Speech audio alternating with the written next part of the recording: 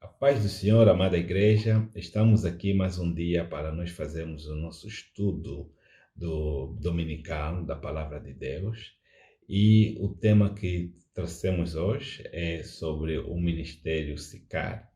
Ministério Sicar é o tema de hoje e o versículo para nós memorizarmos esta manhã está no Provérbio 11:30, que diz: o fruto do justo é árvore de vida, e o que ganha almas, sábio é. E a nossa passagem bíblica está no livro de João 4, de 5 a 29. Nós conhecemos essa passagem, que fala do encontro que o nosso Senhor Jesus teve com a senhora no poço da cidade de Sicar, em Samaria. E Jesus encontrou-se com esta mulher e começaram a conversar, a ter conversas. Jesus pediu ela por água e ela falou: como é que vocês, os judeus, o Senhor sendo judeu pede a mim, uma mulher samaritana, por água? E eles começaram a entrar em conversa da palavra. Se Jesus lhe disse: você conhece a quem você está a falar? Se conhecesse bem com quem você está a falar, ia te dar água que você nunca mais teria sede, que é água viva. E assim, nesse processo de conversa com Jesus, a senhora debater, Jesus lhe disse para que chamasse o seu marido, e ela disse: não, não tenho marido. Jesus disse que disseste a verdade, que já tiveste 5 e que estás com ele não é teu marido. E aí vão conversando e a senhora dá-se conta que Jesus é um profeta, e depois chegam no tema de falar de adoração, onde é que se tinha que adorar Deus, Jerusalém ou um outro lugar. E ali naquela conversa Jesus então lhe diz que chegou a hora que os verdadeiros adoradores nem adorarão no monte nem em outro lugar, mas sim que adorarão a Deus em espírito e em verdade. E assim vão conversando até que chegou o ponto de Jesus, ou seja, se apresentar ou se revelar a essa mulher quem Jesus era, dizendo que eu sou o Messias, eu que estou falando com você. Então, esse é o tema que nós temos, o Ministério Sicar, que basicamente explica sobre a evangelização pessoal, a evangelização que o cristão deve fazer um a um, em vez de ser com muita gente, mas aquela evangelização um a um, porque nós, no nosso dia a dia, nós temos pessoas que nós nos encontramos com essas pessoas. E muitas das vezes Deus meteu aquela pessoa para estar no nosso caminho, para nós lhe falarmos da palavra, assim como também um dia alguém veio e nos falou da palavra de Deus, e nós aceitamos e recebemos a palavra com agrado e ficamos muito alegres, porque é como se sentimos que nós estávamos nas trevas e agora fomos levados pela sua maravilhosa luz, a luz de Cristo, a luz da salvação. Então também, essas pessoas foram bons, a sua bondade conosco, a sua honestidade e de nos falar, e o amor de nos falar de Deus. Nós sentimos também aquela necessidade de passar a palavra de Deus àquele que ainda não conheceu ou não conhece Jesus Cristo como Senhor e Salvador. E a descrição do ministério Sicar praticamente é o que Jesus fez, né? Com a mulher samaritana no poço de Sicar, que é uma cidade de Samaria, que nos dá uma imagem, um exemplo da evangelização pessoal.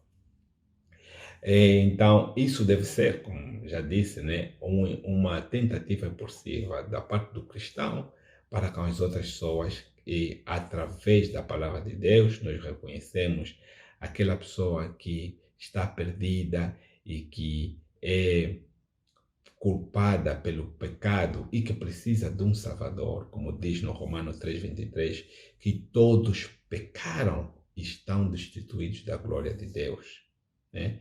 E que Cristo que o Filho de Deus é o único Senhor e Salvador que esta pessoa precisa, como nos diz no Atos 4:12, nenhum outro nome há salvação, porque também debaixo do céu, nenhum outro homem, nenhum outro nome há dado entre os homens pelo qual devemos ser salvos. Não há outro. E a Bíblia nos diz, que no João 3,16, que Deus enviou o seu único Filho para todo aquele que crê nele não pereça, mas tenha a vida eterna. Então, quais são os passos que nós devemos dar para a evangelização pessoal? Ou seja, para que essas pessoas venham conhecer o Senhor Jesus Cristo como Senhor e Salvador. A Bíblia nos diz, né, se nós confessamos os nossos pecados, no 1 de João 1:9, ele diz que ele é fiel e justo para nos perdoar os pecados e nos purificar de toda a injustiça. Esses são os passos que nós devemos dar e conhecer, e dar a conhecer aquelas pessoas que nós sabemos que ainda não conhecem o Senhor Jesus Cristo como Senhor e Salvador. Também temos que falar, quando encontramos essas pessoas, que a Bíblia é a resposta, aquele que nós estamos a evangelizar, que na Bíblia tem a resposta de todos os problemas, de todos os assuntos, todas as questões que nós, os seres humanos, vivemos. Porque muita gente procura esse tipo de resposta, muita gente quer saber como sair de uma determinada situação. Uns vão nos psicólogos, outros vão nos quimbandas, outros vão buscar resposta nos tios, nos avós familiares, muitas das vezes, ou amigos. Eles acham que são seus verdadeiros amigos, mas eles não têm aquela resposta que relaciona com a tua alma, com a tua salvação. E às vezes, quando tens um problema, aquela pessoa que você vai se abrir com ela vai também falar noutras e vai estragar tudo na tua vida. Então, é preferível nós termos o conhecimento daquele que nos conhece bem, aquele que diz que está muito mais próximo que a nossa própria pele. Imaginem só, aquele que conhece os nossos pensamentos, aquele que conhece o que nós temos nos nossos corações, mesmo antes de nós falarmos. Então, nós temos que apresentar a essas pessoas. E isso, essas pessoas, onde é que podemos encontrar essas pessoas? Mesmo no trabalho. Porque aquela pessoa que está lá no teu trabalho, o pastor não vai lá lhe pregar. Então você é o representante de Deus naquele lugar. Assim como vimos, Jesus encontrou aquela mulher no poço, nós também, no nosso trabalho, no lugar onde estamos, como estudante, na escola. Entende? Mesmo você que às vezes é trabalhadora, é empregada, e trabalha na casa de alguém, essas pessoas podem não ter conhecimento, podem não serem salvos, podem não conhecer Jesus Cristo como Senhor e Salvador. Você busca sempre uma oportunidade a falar com a tua senhora ou senhor na casa onde você trabalha, mas em conversas como Jesus levou, não vai diretamente. Sempre busca uma forma, se alguém está doente, você vai, ora para aquela, pede, posso orar por essa pessoa, né? E aí Deus vai dar a graça, você vai orar, aquela pessoa vai curar, e aí você começa a entrar e a falar da salvação. Então, vamos ver como nosso segundo o esboço, já vimos, explicamos o que é o ministério SICAR, ou seja, é o ministério de evangelização pessoal.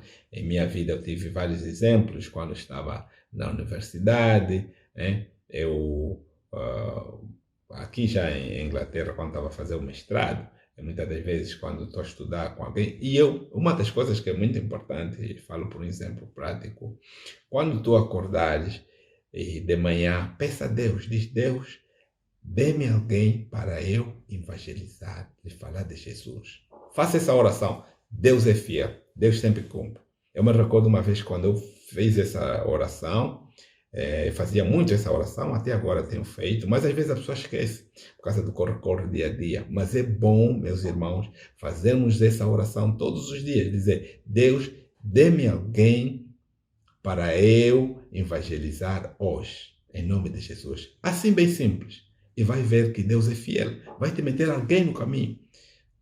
Vai te meter alguém no caminho para você lhe evangelizar, lhe falar da palavra. Você até pode ter esquecido da tua oração, mas Deus vai meter aí no caminho. Eu me recordo, é um exemplo muito prático e muito bom.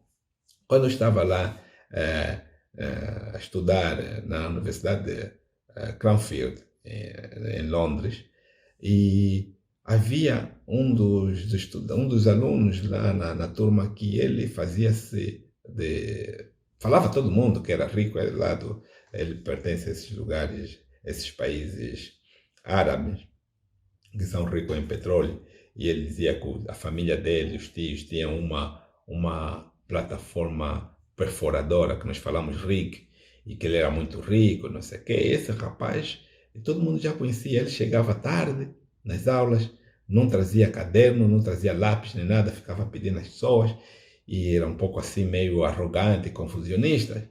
Então, um dia eu cheguei lá na universidade, em Cranfield, e eu fiz a minha oração, eu tinha feito a minha oração: Senhor, dê-me alguém para eu lhe falar da palavra de Deus.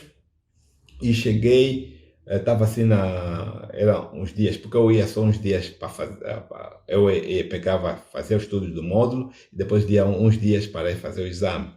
Então ficava uns 2, 3 dias antes, ia na livraria, ficava a estudar. Então, assim, a estudar, esse rapaz chega, eu meti-me numa sala que está na livraria, que era sala privada praticamente, que tu aí não te envolves com as outras pessoas, estás mesmo só quer se concentrar. Esse rapaz entra lá, e aqui tinha mais espaço, mesa e tal, e disse: posso sentar aqui contigo para nós estudar? Disse: tem à vontade. Mas dentro de mim comecei a falar: meu Deus, esse rapaz agora aqui à minha frente, eu que quero me concentrar, preciso estudar para os exames. Esse rapaz que ele falava muito e tinha assim muito de gabarola, não sei o quê.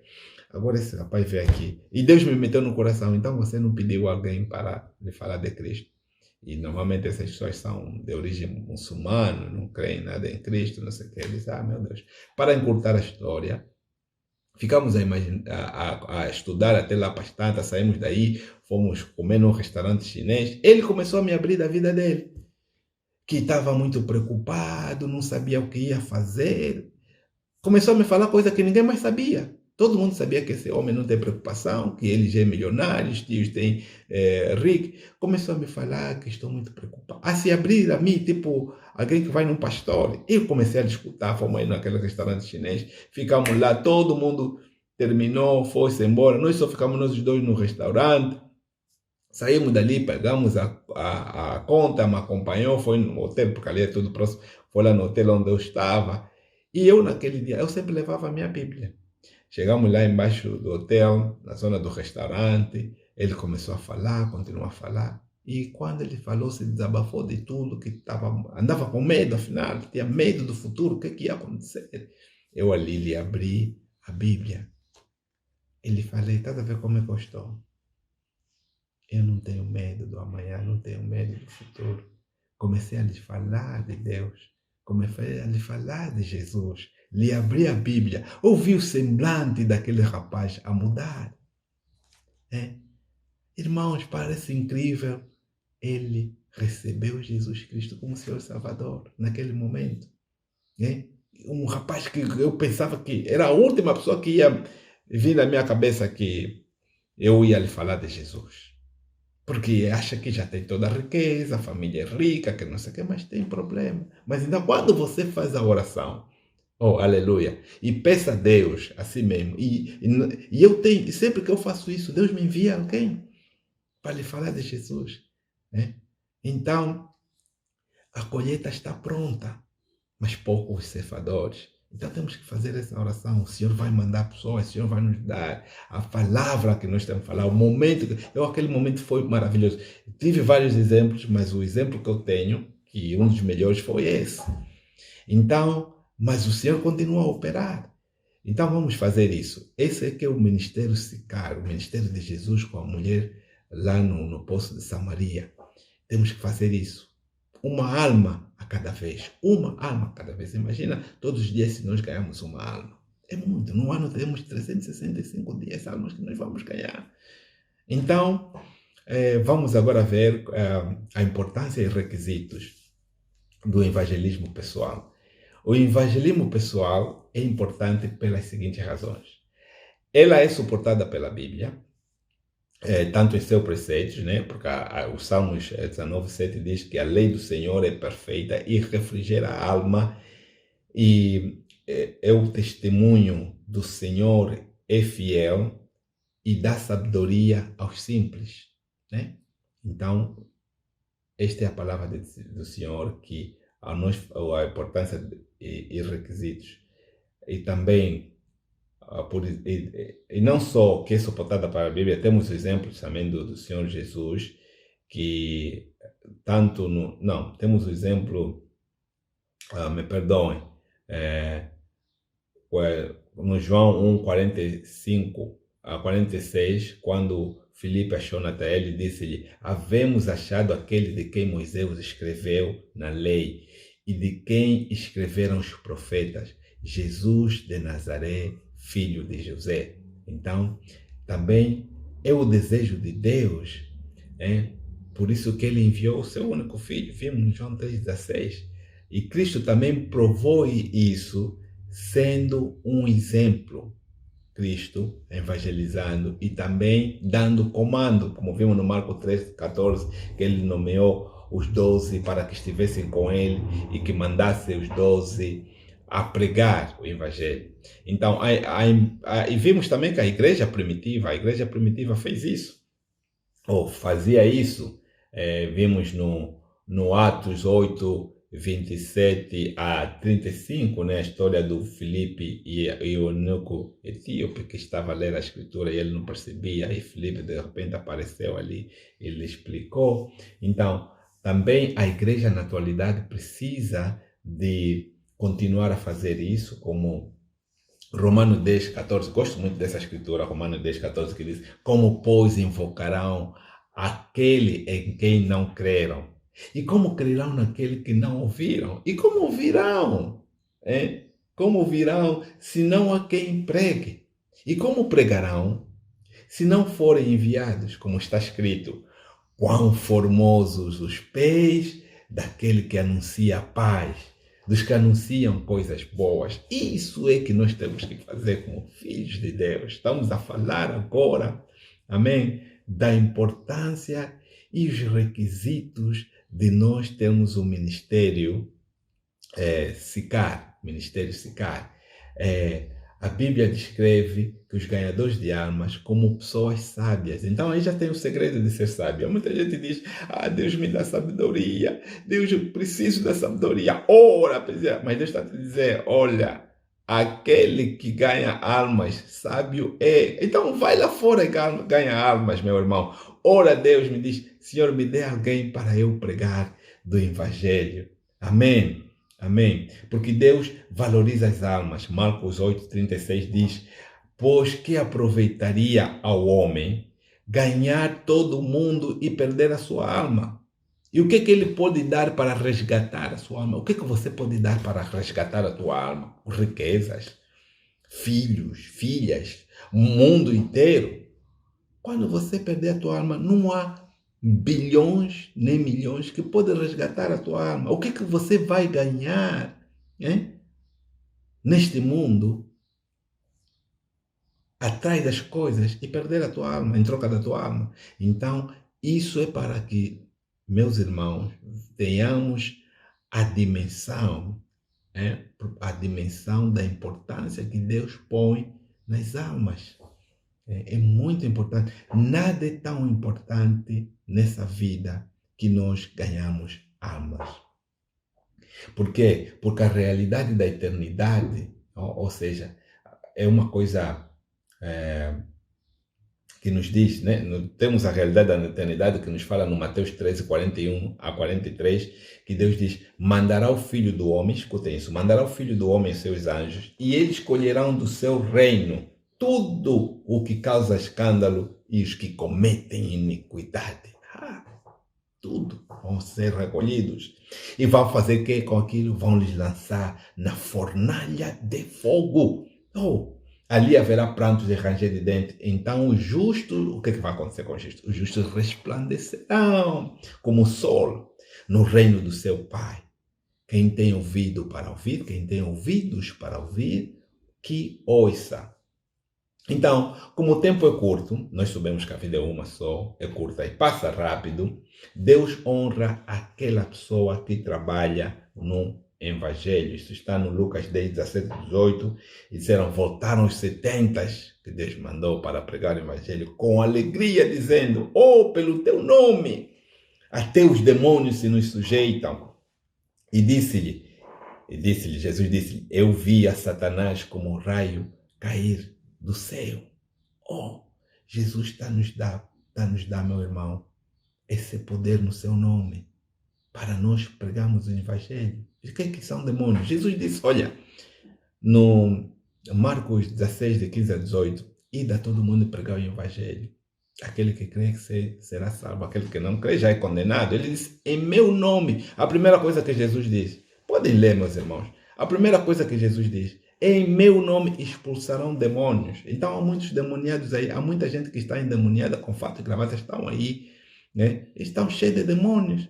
Mas Jesus está a dizer, em meu nome expulsarão demônios. Então aqui ninguém pode te falar que não, nosso ministério não expulsamos demônios. Tem que sair em nome de Jesus, né?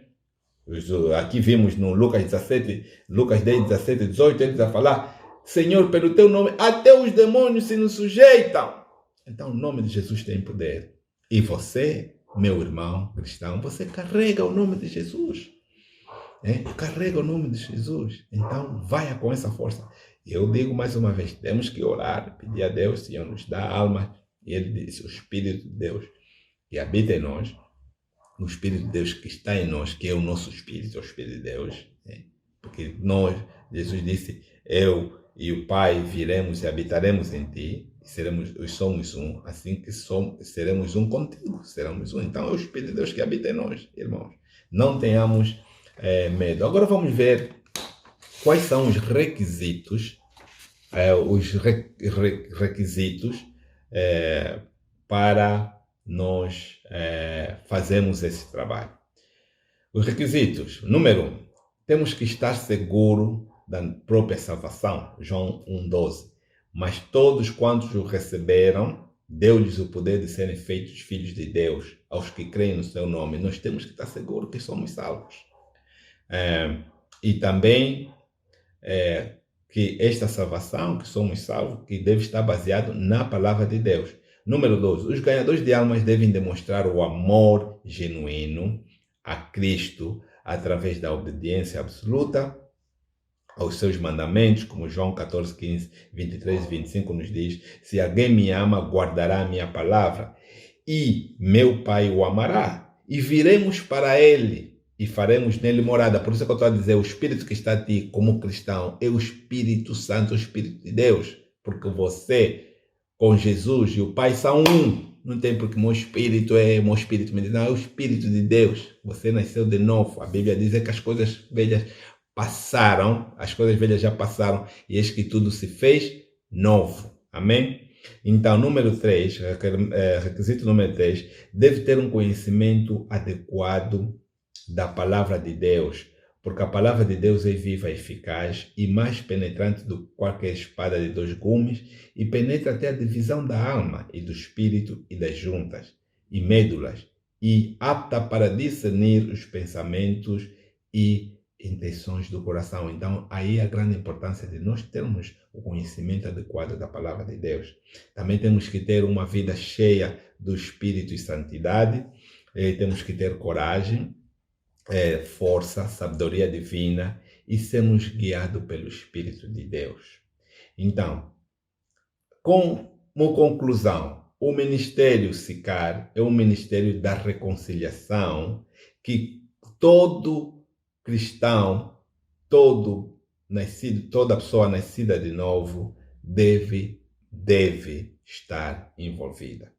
Então, meus irmãos, espero que essa palavra os tenha abençoado e que aqueles ainda que não têm o Senhor Jesus como Senhor Salvador, nos acompanhem nessa oração, se você está a ouvir essa mensagem. Querido Pai, eu ouvi a Tua palavra e entendi sobre o dom da salvação e a importância da salvação.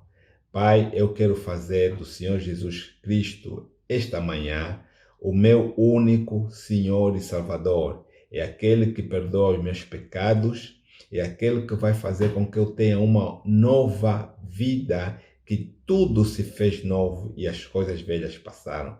Senhor, muito obrigado por ter morrido por mim, por ter me salvado da condenação e da fornalha do fogo. Pai, escreva o meu nome no livro da vida e apaga o meu nome no livro da morte, e eu quero te servir, meu Pai Deus da glória, agora e para sempre. Em nome de Jesus. Amém.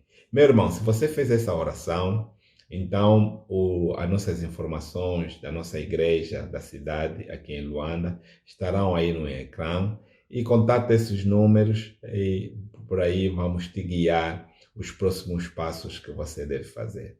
Então, que Deus abençoe a todos e a sua palavra. Que tenham um ótimo dia em nome de Jesus. Amém.